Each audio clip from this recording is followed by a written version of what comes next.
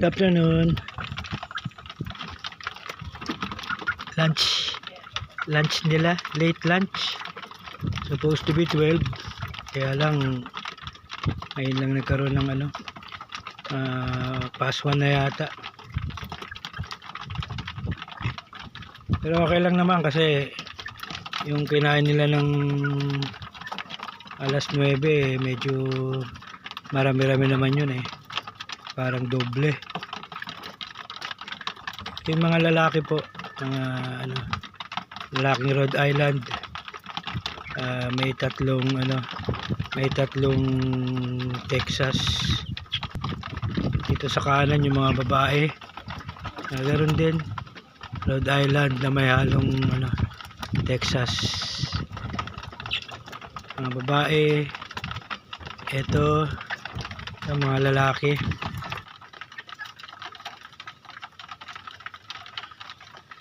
Happy lunch time.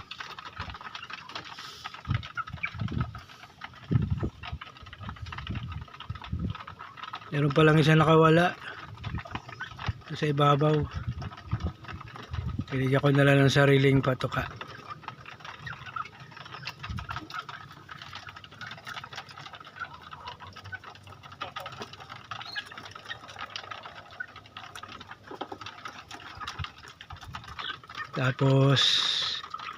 Tapos ang patuka, tubig.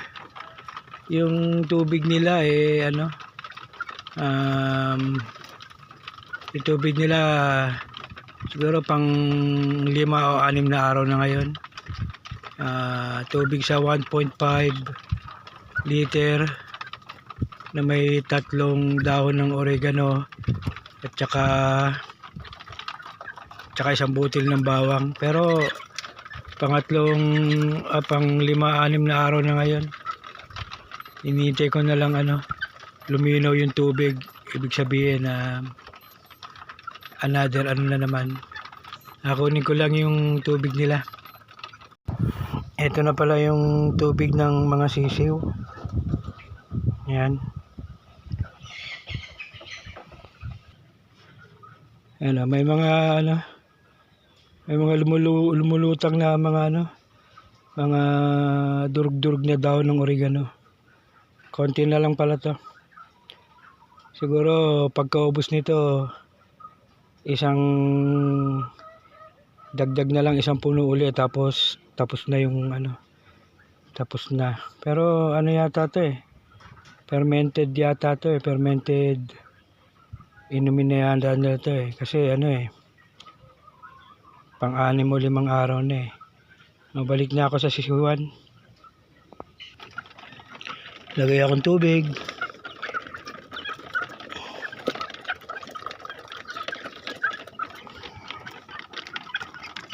Yung mga babae yun. Ito naman yung inuman ng mga lalaki. Yan. Meron pang konti.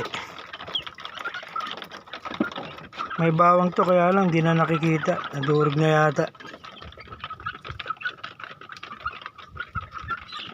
Maraming salamat po sa patuloy na pagsubaybay. Banggitin ko lang uli itong aking timpladong inumin. 1.5 liter 1.5 liter plastic bottle, 3 oregano, 3 dahon ng oregano, isang butil ng bawang. So far so good. Wala namang walang mortality, wala ring may sipon. Alam ko walang sipon kasi paminsan-minsan kumukuha ako ng 3-4, binababa ko.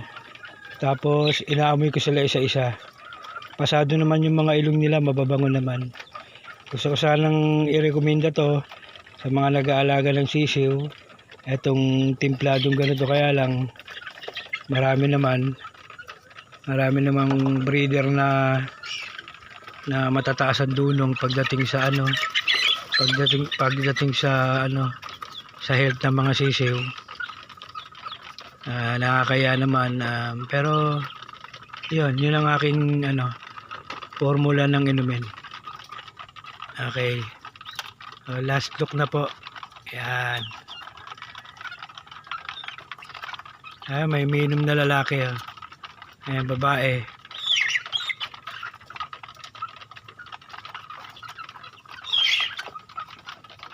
Problema, nagsasabong-sabong, nag-aaway-aaway sila. Tulad nito, oras ng pagkain. Yung isa umakit sa sa dapuan. Meron bully rito kulay itim. Hindi ko alam kung lalaki o babae.